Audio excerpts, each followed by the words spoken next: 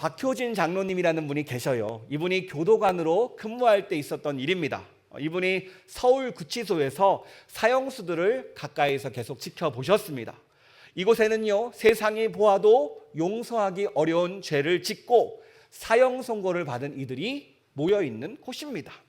얼마나 거친 인생을 살았는지 많은 사람들에게 많은 상처와 아픔을 남긴 사람들이죠. 그런데 이런 이들에게 교도관들은요, 조건 없이 예수님의 사랑을 들고 찾아갑니다. 그러자 처음에는 마음을 열지 않았던 이 죄수들이요, 진심 어린 사랑 앞에 조금씩 마음을 열기 시작합니다. 그리고 감옥 안에서 예수님을 만나게 돼요. 그리고 마침내 사형 집행일이 되었습니다. 보통 사람들은요, 죽음 앞에서 두려워하지요. 사형 그 시행 앞에서 그 누가 담담할 수 있을까요? 몸도 떨리고 마음이 무너지고 공포가 사람을 삼킵니다. 그런데 은혜를 만난 이 사형수는 달랐습니다. 두려움이 이 사람을 끌고 가는 것이 아니라 평안함으로 이 자리에 서는 거예요. 먼저 교도관들에게 악수를 나눕니다. 그동안 수고하셨습니다. 돌봐주셔서 감사합니다. 그리고 눈을 감기 전에 마지막에 이렇게 말을 남깁니다. 장로님, 저 먼저 갑니다. 우리 저 아름다운 낙원에서 다시 만납시다. 이렇게 사형은 집행됩니다. 물론 그 사형장 안에서 교도관들은 눈물을 흘리며 아쉬워하죠. 그런데 이렇게 고백을 한다 할지라도 이분의 죄는 가벼워지는 것은 아닙니다. 이분의 과거도 사라지는 것은 아닙니다. 다만 왜 이런 환경이 찾아옵니까? 마지막에 은혜를 붙들었다라는 거예요. 복음이 이분의 마지막 말을 바꾸셨습니다. 그 결과 죽음의 자리에서도 두려움이 아니라 소망이 남겨졌습니다. 여러분, 이처럼 마지막은 중요합니다. 마지막에 무엇을 남기는가가 결국 그 사람의 삶을 정의하지요. 여러분, 오늘 우리는요, 사도 바울의 편지 에베소서를 마무리합니다. 무려 5개월 동안 이 말씀을 받더라고요.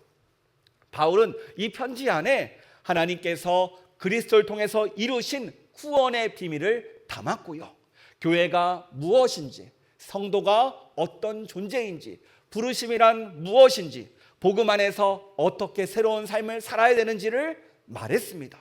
그리고 이제는요, 편지를 마무리해야 됩니다. 사도 바울은 이 마지막에 무엇을 남기고 싶었을까요? 여러분, 한번 솔직하게 생각해 봅시다. 우리 청년들은요, 오늘도 이력서 한 줄을 더 채우기 위해서 얼마나 노력하고 애쓰고 있습니까? 그런데 10년 후에 이 스펙이 우리의 인생을 설명해 줄까요? 또 우리 장년들도 그렇습니다.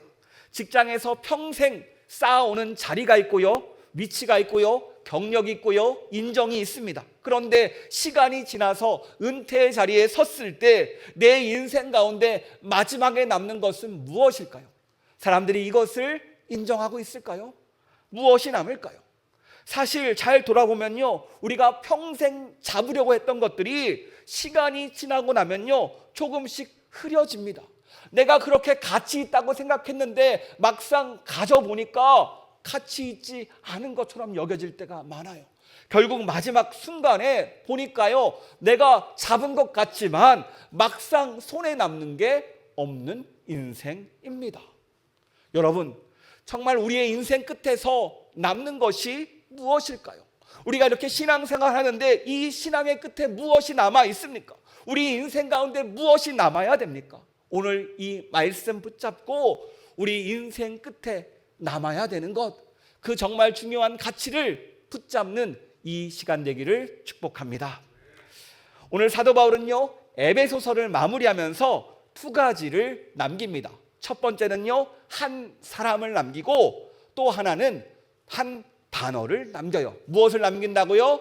한 사람과 한 단어. 자, 먼저 한 사람을 찾아봅시다. 우리 21절 말씀 같이 읽도록 하겠습니다. 시작.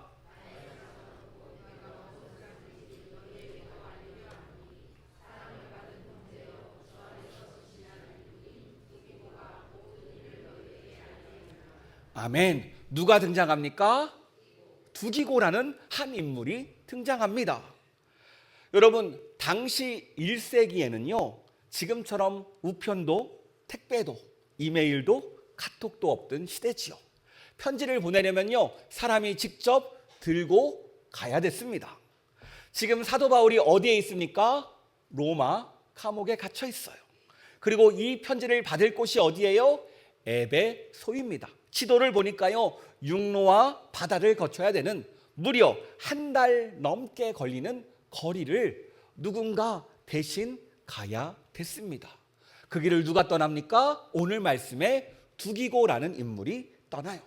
여러분, 두기고라는 이 인물이 어떤 마음으로 이 사도 바울의 편지를 들고 갈까요? 자신의 품 안에는요, 사도 바울의 편지가 있습니다. 그리고 누구보다도 이 사도 바울의 마음을 잘 알고 있어요. 에베소 교회를 향한 마음을 알고 있고, 에베소 교인들의 걱정을 알고 있고, 어서 빨리 이 편지를 전달해주고 싶은 마음밖에 없습니다. 설레는 마음으로 이 편지를 들고 에베소 교회를 찾아가는 거예요. 그렇습니다. 여러분, 글이라는 것은요, 종이에 써 있지만 이것이, 이 글이 살아 숨쉬기 위해서는요, 사람에게 무엇인가 전달돼야 된다는 거예요. 말씀이 언제 역사합니까? 읽어질 때. 우리 삶 가운데 사람을 통해 역사하잖아요. 마찬가지로 이 글이 사람을 통해 전달될 때 그 놀라운 은혜가 이루어집니다. 오늘 말씀은 이것을 우리에게 이야기하고 있어요. 복음은요, 누구를 통해 전달됩니까? 사람을 통해 전달됩니다. 이 글이 어떻게 나타납니까? 사람을 통해 나타난다는 거예요. 이 사명을 감당한 사람이 오늘 두기고였고, 이 사명을 정말로 멋지게 감당합니다. 그렇다면 어떤 사명을 감당합니까? 우리 21절 말씀 같이 읽도록 하겠습니다. 나의 사정 곧 내가 무엇을 하는지 너희에게도 알리려 하노니 사랑을 받은 형제요 주 안에서 진실한 일꾼인 두기고가 모든 일을 너희에게 알리리라. 아멘. 두 가지 이름을, 명칭을 붙이면서 두기고를 설명하죠. 첫 번째, 두기고는요, 사랑을 받는 형제입니다. 그리고 두 번째, 주 안에서 진실한 일꾼이라고 소개하고 있어요. 진실한 일꾼을 직역하면 믿을 만한 일꾼이라는 뜻입니다. 한마디로 사도 바울이 자신의 마음을 터놓고 맡길 수 있는 사람, 이 정말 믿을 만한 사람이 두기고였다라는 거예요. 그런데 여러분, 이 말씀의 순서를 잘 봐야 됩니다. 먼저 믿을 만한 일꾼이 앞서지 않아요. 먼저 무엇이 앞섭니까? 사랑하는 형제, 사랑을 받는 형제가 앞선다라는 거예요. 그리고 나서 일꾼이 나오죠. 마찬가지예요. 교회는요, 우리가 일하기 위해 모인 곳이 아닙니다. 사랑을 받으니까 우리가 어떻게 세워져요? 일꾼으로 세워지는 거예요. 우리가 사역자이기 전에, 봉사자이기 전에 먼저 사랑받는 사람입니다. 우리가 이 순서를 잊어버리면 안 돼요. 일 잘하는 것도 중요하지만 더 중요한 게 뭐냐면 먼저 사랑받을 때 우리가 이 모든 것들을 감당할 수 있습니다. 교회는 그런 곳이에요. 우리가 먼저 사랑받는 형제들, 사랑하는 형제 자매들이 모인 곳입니다. 이 진리를 잃어버리면 안 돼요. 왜냐하면 사랑받은 사람만이 사랑을 전할 수 있기 때문입니다. 항상 이 순서입니다. 그래요. 이렇게 두기고는 사랑을 받았기에 믿을 만한 일꾼으로 세워졌습니다. 그리고 이제는요, 이 사명을 가지고 나아갑니다. 어떤 사명입니까? 우리 22절 말씀 같이 읽도록 하겠습니다. 우리의 사정을 알리고 또 너희 마음을 위로하기 위하여 내가 특별히 그를 너희에게 보내었노라. 두 가지가 뭡니까? 첫 번째, 우리 사정을 알리고 또 너희 마음을 위로하기 위해서. 두기고는요, 지금 사도 바울의 사정을 알리는 것, 그리고 에베소 성도들을 위로하는 사명을 가지고 지금 에베소를 향하는 거예요. 여러분, 에베소 교회의 입장을 한번 생각해 봅시다. 자신에게 복음을 전해왔고 영적 스승이었던 사도 바울이 옥에 갇혔습니다. 그리고 소문이 돌아요. 잘못해서 감옥에 갇혔대. 아직도 못 풀려 나왔대. 아니, 무엇이 잘못된 거야? 사도 바울이 어떤 사기를 쳤어? 무슨 문제가 있는 거 아니야? 우리가 받은 이 복음이 잘못된 거 아니야? 이런 의문들과 질문들이 나옵니다. 이들은요, 흔들렸습니다. 신앙 가운데, 삶 가운데 무너짐이 있었습니다. 이런 혼란 가운데 오늘 두 기구가 도착해서 말하는 거예요. 여러분, 걱정하지 마세요. 우리 바울 선생님은요, 평안하십니다. 이 복음은요, 이 감옥 안에서도 전혀 묶여있지 않았습니다. 심지어 간수들도 예수님을 믿게 되었고요, 이 감옥을 넘어서 복음은 오늘도 전파되고 있습니다. 이 놀라운 소식을 여러분에게 전합니다. 이것을 지금 에베소 교회 성도들에게 말하는 거예요.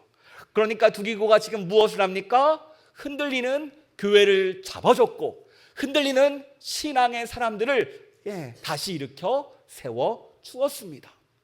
여러분, 예전에 이런 일이 있었어요. 한 성도님에게 신앙 슬럼프가 왔습니다. 슬럼프가 오면요, 모든 연락을 끊고 싶어 해요. 연락이 안 돼서 찾아가 보니까 만나주지도 않습니다. 그래서 이분이요, 이 구역장님이었는데 이분이 매주 한 통씩 문자를 보냅니다. 다른 말 없어요. 오늘도 땡땡 성도님을 위해서 기도합니다. 혹시 무슨 일 있으면 연락 주세요. 한 달, 두 달, 세 달 계속 보내요. 답은 없습니다. 하지만 계속 보냅니다. 그런데 이 문자가 위로가 되었고 사랑이 되었고 결국 다시 신앙의 자리로 돌아오게 되었습니다. 여러분, 이 문자에 담겨 있는 것이 무엇입니까? 두기고처럼 그 마음 가운데 사랑을 담았어요. 마찬가지입니다. 우리에게도요, 두기고 같은 분들이 있습니다. 내가 신앙이 흔들릴 때 나를 잡아준 분이 있어요. 내가 잘못하고 있을 때 혼내주신 분이 있어요. 내가 교회에서 멀어지고 있는데 조용히 나를 붙잡고 이 자리에 다시 끌고 오신 분이 있습니다. 다시 하나님의 사랑을 깨닫게 해주신 분이 있어요. 바로 이분이 우리의 두기고라는 거예요. 여러분, 이런 두기고를 한 번 만나면요, 우리의 인생이 달라집니다. 무너질 수밖에 없는 그 자리에 다시 회복이 선포되고 다시 한번 축복이 선포되는 그 은혜가 함께한다는 거예요. 그런데 오늘 말씀은요, 우리에게 어떤 두기고가 있다, 이것을 말하는 것으로 끝나지 않아요. 바로 우리 역시 두기고가 될 수 있음을 말하고 있습니다. 혹시 옆에 흔들리는 형제가 있습니까? 마음이 무너지는 자매가 있습니까? 신앙에서 멀어지는 청년이 있습니까? 홀로 버티고 정말로 어려워하는 한 분이 있습니까? 그럴 때 우리는요, 두기고가 될 수 있습니다. 대단한 것을 말하는 것도 아니에요. 문제를 해결해 줄 수도 없습니다. 하지만 오늘 마음에 사랑을 품고 다가간 두기고처럼 우리 역시 한마디로 그를 위해 힘써 줄 수 있습니다. 어떤 힘을 써줄까요? 말 한마디예요. 하나님은 당신을 사랑하십니다. 내가 당신을 위해서 기도하겠습니다. 우리의 기도를 들으시고 하나님은 반드시 길을 열어 주실 겁니다. 이 마음에 담긴 그 말에 담긴 그 사랑이 결국 그 사람을 회복시킨다라는 거예요. 우리 옆 사람 축복해 볼까요? 당신은 나의 두기고입니다. 당신 덕분에 삽니다. 여러분, 서로 위로하고 격려해 주시기 바랍니다. 우리가 서로가 서로를 살려야지요. 이게 하나님께서 우리에게 원하는 뜻 아닙니까? 하나님은요, 이처럼 우리에게 한 두기고를 보내고 때로는 우리가 두기고가 되어서 다른 이들을 세워냅니다. 이것이 바로 우리에게 원하시는 하나님의 뜻입니다. 이것을 믿는 우리가 되길 축복합니다. 이제 사도 바울은요, 본격적으로 인사를 남기죠. 우리 23절 말씀 같이 읽도록 하겠습니다. 시작.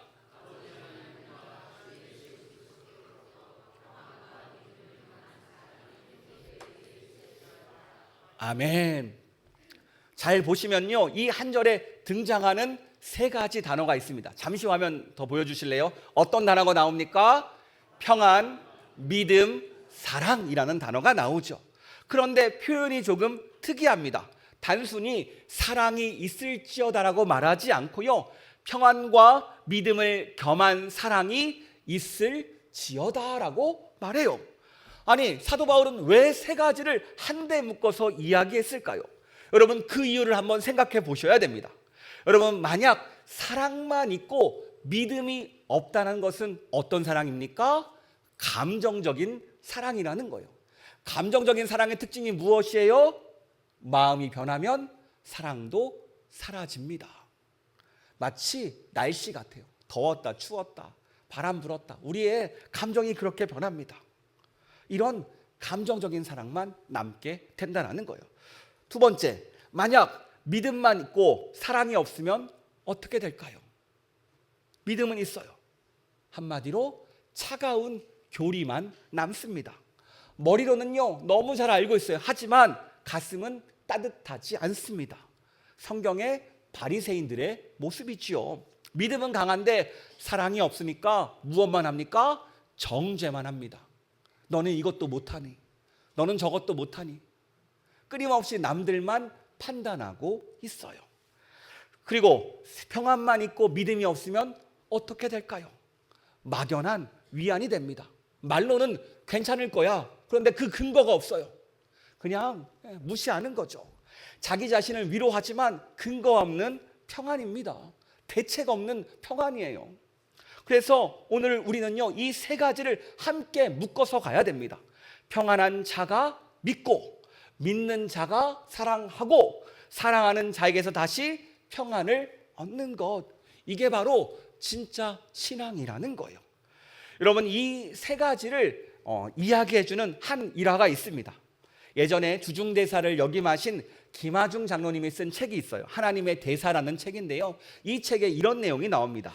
이 장로님의 아내는요, 원래 신앙이 없으셨어요. 그런데 동창 모임에 나갔다가 한 친구를 만납니다. 오랜만에 본 친구의 얼굴이 너무 헬쓱해진 거예요. 물어봤더니 암에 걸렸다는 겁니다. 그런데 아내분이 이 소식을 들으니까 너무 안타까워서 손을 잡고 울었대요. 그런데 정작 그 암에 걸린 친구는 이렇게 말하더랍니다. 괜찮아, 나 예수 믿거든. 여러분, 이 한마디가 이 배영민 권사님의 인생을 완전히 바꿔 놓았습니다. 여러분, 이 친구가 한 말에 무엇이 들어있습니까? 괜찮아, 이것이 평안이죠. 난 예수 믿거든. 이것이 믿음입니다. 그리고 헬쓱한 얼굴로 친구를 다독이는 마음, 이것이 바로 사랑입니다. 평안과 믿음을 겸한 사랑, 바울이 말한 이 모습이 이 친구 안에 있었던 거예요. 여러분, 한번 생각해 봅시다. 내가 암에 걸렸어요. 그런데 괜찮다고 말합니다. 그 안에 무엇이 있습니까? 막연한 위안이 있습니까? 아니죠. 근거 있는 평안입니다. 왜 그렇습니까? 나는 예수님을 믿거든요. 믿음 안에서 누리는 평안이라는 거예요. 이렇게 예수님을 믿는 믿음이 우리에게 평안을 줍니다. 예수님이 평안을 주시니까 어떻게 해요? 다른 사람까지 사랑하게 되더라는 거예요. 이렇게 평안과 믿음과 사랑이 함께 묶음으로 가고 있습니다. 여러분, 우리도 그렇지 않습니까? 우리도요, 푸른 초장, 맑은 시냇물가, 항상 좋은 일만 있으면 누구나 평안할 수 있습니다.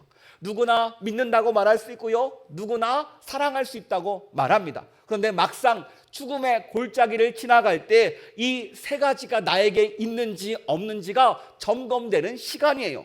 여러분, 혹시 내가 암 진단을 받았습니다. 그 순간 평안하십니까? 오늘 사업이 무너졌습니다. 그 순간 믿음이 있습니까? 오늘 우리 가정이 깨어질 것 같습니다. 그래도 사랑할 수 있습니까? 여러분, 그래서 우리에게는요, 평안과 믿음과 사랑, 이 세 가지가 함께 필요하다라는 거예요. 왜냐하면 하나만 있으면 흔들릴 수밖에 없기 때문입니다. 그래서 우리에게 사도 바울이 축복해요. 평안과 믿음을 경한 사랑이 너희에게 있을지어다. 여러분, 이 축복이 우리의 축복이 되기를 축복합니다. 그리고 이 믿음의 확신이 우리의 확신이 되기를 축복합니다. 그래서 어떤 상황이 오더라도, 어떤 환경이 오더라도 우리가 굳건히 주님과 함께 걸어가기를 축복합니다. 자, 그런데 여기서 한 가지 질문이 남지요. 바울은 평안과 믿음을 겸한 사랑을 말했습니다. 그런데 문제가 있습니다. 이 평안 어떻게 끝까지 누릴 수 있을까요? 이 믿음 어떻게 흔들리지 않고 유지할 수 있을까요? 이 사랑 어떻게 끝까지 식지 않을 수 있을까요? 오늘은 괜찮은 것 같습니다. 오늘 믿음 있는 것 같아요. 오늘 사랑할 수 있는 것 같아요. 그런데 내일도 똑같을까요? 내일 상황이 무너져도, 사람에게 상처받아도, 기도하는데 응답이 늦어져도 그래도 끝까지 사랑할 수 있습니까? 사실 우리는요, 어렵다라는 것을 누구보다도 잘 알고 있습니다. 그래서 사도 바울은요, 이 마지막 질문의 답을요, 오늘 말씀 24절에서 답해 줍니다. 우리 같이 읽도록 하겠습니다. 우리 주 예수 그리스도를 변함없이 사랑하는 모든 자에게 은혜가 있을지어다. 아멘. 그래요. 사도 바울은요, 우리에게 많은 이야기를 했지만 마무리하면서 남기는 것은요, 바로 우리 주 예수 그리스도를 변함없이 사랑하는 모든 자에게 은혜가 있을지어다. 특별히 사랑을 이야기합니다. 그런데 그냥 사랑을 이야기하는 것이 아니라요, 변함없는 사랑을 이야기합니다. 여기서 변함없다는 말이 중요한데요, 헬라어로 이게 아프타르시아인데 썩지 않음, 불멸을 뜻해요. 그러니까 직역하면 변함없는 사랑보다는 썩지 않는 사랑, 불멸하는 사랑, 이것을 우리에게 말하고 있습니다. 그런데 여기서 우리는 오해하면 안 돼요. 이 말씀은요, 단순히 이런 뜻이 아닙니다. 그러니까 너희의 사랑이 변하면 안 된다, 너의 사랑이 변하면 안 되는 거야, 나를 끝까지 사랑해야 돼, 이 말이 아닙니다. 온 힘을 다해 이악 물고 끝까지 사랑하는 이 의미가 아니라 다른 의미로 이야기해요. 물론 우리에게 사랑에는요, 결단이 필요하죠. 믿음에는요, 인내가 필요합니다. 하지만 오늘 사도 바울이 우리에게 말하는 것은요, 우리의 의지가 아니라는 거예요. 너는 절대로 변하면 안 돼, 네가 끝까지 버텨야 돼, 네가 더 열심히 사랑해야지, 이런 메시지로 우리에게 주는 것이 아니라 다른 메시지로 우리에게 찾아왔습니다. 여러분, 우리는요, 우리 자신을 너무 잘 알고 있습니다. 사랑한다 말하지만요, 금방 지칠 때가 많아요. 용서했다고 말하지만요, 다시 그 사람을 보면요, 화가 올라올 때가 있습니다. 믿음으로 살겠다고 결심했는데 막상 살아보니까 작은 일에 무너질 때가 많습니다. 이렇게 우리 자신을 돌아보니까요, 나는요, 변함없는 사랑이 불가능해 보입니다. 그러니까 이 말은요, 내 힘으로는 결코 이 변함없는 사랑이 가능하지 않다라는 거예요. 여러분, 이 변함없는 사랑, 이 단어, 아프타르시아라는 단어는요, 성경에서 여러 곳 쓰였는데 특별히 쓰인 곳이 바로 고린도전서 15장 부활장에 쓰였습니다. 바울이 부활을 설명할 때 이 단어를 사용합니다. 우리 고린도전서 15장 42절 말씀 같이 읽도록 하겠습니다. 시작.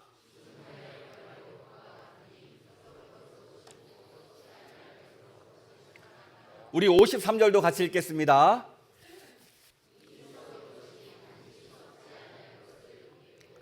아멘. 여기서 썩지 아니할 것이 바로 아프타르시아, 이 단어라는 거예요. 그러니까 이 단어는 부활한 몸을 묘사하는 단어고 영원한 생명, 영생을 가리키는 단어가 이 단어입니다. 그러니까 사도 바울은요, 이 마음을 담아서 오늘 에베소 마지막 24절에 이렇게 이 단어를 가져온 겁니다. 다시 한번 읽도록 하겠습니다. 우리 주 예수 그리스도를 변함없이 사랑하는 모든 자에게 은혜가 있을지어다. 그렇다면 이 변함없는 사랑이 무엇을 의미합니까? 내 힘이 아니라고 했죠. 바로 그렇다면 그리스도의 부활하신 생명이 내 안에서 흘러나온다는 거예요. 그러니까 이 사랑은 내 사랑이 아니라 예수님의 사랑입니다. 내가 하는 사랑이 아니라 예수님이 나를 사랑해 주시는 거예요. 내 노력이 아니라 우리 안에 계신 예수님이 변함없이 끝까지 우리를 사랑해 주시는 그 사랑이 우리 안에 있다라는 뜻입니다. 여러분, 한국 교회사에요, 정말 이 사랑으로 변함없이 사랑하신 분이 있죠. 정말 유명한 손양원 목사님, 두 아들을 잃는 아픔 가운데 그 원수를 자신의 양자로 삼아서 그를 품어서 변화시킵니다. 어떻게 이 사랑이 가능합니까? 바로 그 안에 예수님의 사랑, 부활하신 예수님의 생명이 있으니까 이게 가능하더라는 거예요. 정말로 도저히 상상도 안 되는 거죠. 또 우리 시대의 바보 의사라고 불렸던 안수연 형제라고 있습니다. 33살에 떠난 청년 의사였죠.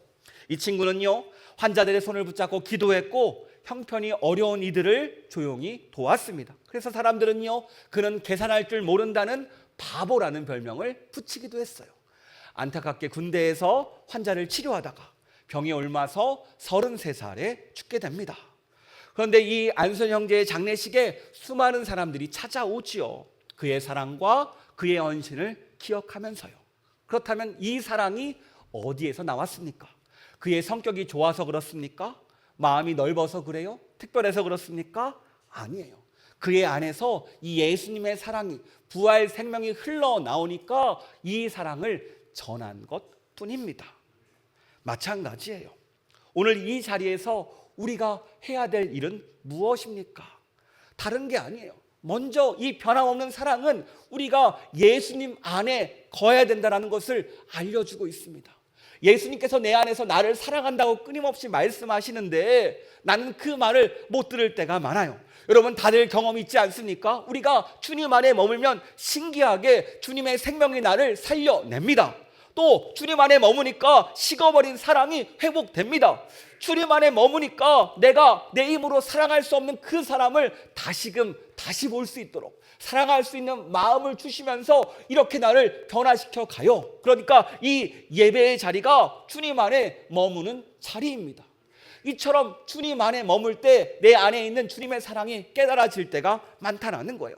제가 오늘 말씀을 묵상하는데 이 변함없는 사랑이 하나님의 열심과 연결되어 있더라고요. 이 변함없는 사랑은요, 결국 우리를 포기하지 않는 하나님의 열심입니다. 여러분, 우리가 약해져도 하나님은 우리를 놓지 않으십니다. 우리가 흔들려도요, 하나님은 우리를 다시 붙들어 주세요. 우리가 멀어져도 우리를 다시 불러주시는 분이 누구세요? 우리 하나님이세요. 이게 바로 하나님의 열심입니다. 우리가 여기까지 온 것도 내가 잘해서 온 게 아니라요, 하나님이 붙잡아 주셔서 왔습니다. 내가 믿음을 잘 지켜온 것 같지만 사실은 하나님이 나를 이끌어 주신 거지요. 내가 이 교회를 붙들고 있는 것 같지만 아니에요. 하나님이 우리를 이 교회에 붙들어 주셨습니다. 이게 바로 하나님의 열심이고 우리 안에서 우리를 사랑하시는 그 변함없는 사랑이라는 말입니다. 사실 이 사람이라는 존재는요, 날로 약해지는 존재입니다. 몸도 약해지고 마음도 약해지고 심지어 기억도 흐려집니다. 노년에 이르면요, 어느 날 내가 누구인지도 흐려질 때가 있습니다. 내가 과거에 무엇을 이루었는지, 내가 얼마나 열심히 살았는지도 잊혀질 때가 있어요. 그런데 내가 있는 그 순간에도 우리 하나님은요, 우리를 잊지 않으십니다. 내가 주님을 붙잡을 힘이 없을지라도 주님이 우리를 붙잡고 계신다니까요. 우리가 정말 책임질 수 없는 그 자리에 갈지라도 하나님이 우리를 책임져 주십니다. 이게 바로 변함없는 사랑이고 우리를 향한 하나님의 열심이라는 거예요. 그런데 여러분, 이 말은요, 우리 개인들에게만 주는 말씀이 아닙니다. 이 에베소서는요, 교회론에 대한 이야기입니다. 그러니까 하나님이 그리스도 안에서 이 교회를 어떻게 세우셨는지, 이 교회가 얼마나 귀한 공동체인지, 이 교회는 무엇을 해야 되는지에 대해서 쭉 설명해 주는 말씀이에요. 그러니까 오늘 이 말씀은요, 우리 성원교회를 향한 말씀이기도 합니다. 여러분, 우리 모두 우리 교회를 사랑하시지요? 우리 성원교회 사랑하시지요? 우리 모두가 이 교회가 부흥하고 다시금 회복되어서 다음 세대까지 믿음 위에 세우기를 모두가 원합니다. 그런데 이런 우리보다 우리 교회를 더 사랑하시고 부흥하기를 원하시는 분이 계셔요. 누구십니까? 우리 하나님이시라는 거예요. 우리의 열심보다 더 큰 열심이 바로 하나님의 열심입니다. 우리가 이 교회를 걱정하는 것보다 더 우리 교회를 깊이 바라보시는 분이 하나님이시라는 거예요. 우리가 교회 회복을 원하는 것보다 더 크게 원하시는 분이 우리 하나님이시라는 것을 우리가 알았으면 좋겠어요. 우리의 열심으로만 교회가 세워지지 않습니다. 하나님의 열심에 우리가 맞춰갈 때 이 교회는 다시 일어설 수 있습니다. 여러분, 하나님이 지금까지 열심으로 우리 교회를 이끌어 오셨어요. 이제 또 앞으로도 이끌어 가실 겁니다. 이것을 믿고 따라가기를 원합니다. 그렇다면 우리가 어떻게 믿고 따라갈 수 있을까요? 하나님의 열심에 우리가 반응해야겠죠. 성령님의 인도하심에 반응해야 됩니다. 내 힘으로, 내 능력으로 하는 것이 아니라 다른 게 아니에요. 우리가 지난주에도 얘기했지만 먼저 주님 안에 머무는 것이 시작입니다. 사랑받는 것이 시작이에요. 먼저 말씀 안에 머물러야 됩니다. 기도 안에 머물러야 돼요. 예배의 자리에 머물러야 되고요. 은혜의 자리에 머물러야 됩니다. 이 교회의 자리, 이 봉사의 자리에 머무를 때 온전히 우리가 이 성령님의 그 하나님의 열심에 반응할 수 있는 거예요. 우리 삶이 너무 바쁘다 보니까 교회와 멀어질 때가 많습니다. 그런데 이 교회와 멀어지는 모습이 여러분 오히려 하나님의 열심에서 멀어지는 모습이라는 거예요. 여러분 특별히 예배할 때 성령님이 주시는 감동이 있습니다. 누군가가 생각나서 기도하게 할 때도 있고요. 마음에 걸리는 사람이 있어서 연락하게 할 때도 있습니다. 때로는 화해해야 될 사람 먼저 말을 걸게 할 때도 있고요. 때로는 내가 먼저 회개하며 주님 앞에 나아가야 될 때도 있습니다. 여러분 주님께서 이 마음을 주실 때 결코 흘려보내지 않기를 원합니다. 이 마음이 바로 하나님의 열심이 우리 안에서 일하신다라는 증거예요. 그 내 안에 변치 않는 사람이 오늘도 내 안에서 역사하신다라는 증거입니다. 여러분 오늘도 주님은요 우리를 통해 말씀하십니다. 내가 너를 사랑한다. 내가 너를 축복한다. 내가 너를 책임진다. 이 말씀에 응답하는 우리가 되길 축복합니다. 그럴 때 내 안에 있는 변함없는 사랑, 이 하나님의 열심이 우리의 삶을 가장 좋은 길로, 가장 은혜의 길로 인도할 줄 믿습니다. 이 은혜를 경험하는 우리가 되길 축복합니다. 오늘 말씀을 정리합니다. 신앙의 마지막에 무엇이 남습니까? 인생의 마지막에 무엇이 남습니까? 우리의 스펙이 아니고 우리의 자리도 아니고 우리의 성과도 아닙니다. 끝까지 남는 것은 바로 사랑. 그런데 이 사랑은요 내가 만들어낸 사랑이 아니라 변함없는 사랑입니다. 바로 나를 붙드시는 예수님의 사랑이 내 안에 남아있어요. 이 말은요 영원한 생명이 나에게 함께한다는 뜻입니다. 이것이 바로 우리를 포기하지 않는 하나님의 열심이에요. 그러므로 우리는요 이 변함없는 사랑에 머물기를 원합니다. 말씀 안에 머물고 기도 안에 머물고 예배의 자리에 머물고 봉사의 자리에 머물고 주님 안에 머물 때 우리는 성령님의 음성에 반응할 수 있습니다. 오늘 예배 가운데 또 말씀하세요. 하나님의 열심히 움직이십니다. 그때 주시는 마음에 반응하기를 원합니다. 주님이 더 사랑하라 하면 사랑하시고 교회를 위해 기도하라 하면 더 기도하시고 누군가를 다시 품으라면 다시 품는 그 마음, 성령님께서 오늘도 일하시는 그 마음을 붙잡고 나아가는 우리가 되길 축복합니다. 이렇게 주님의 변함없는 사랑이 나를 이끌 때 끌려가면요 우리 인생 가운데 온전한 평안과 믿음과 사랑이 남게 되는 겁니다. 이 은혜를 경험하는 저와 여러분 되기를 주님의 이름으로 축복합니다.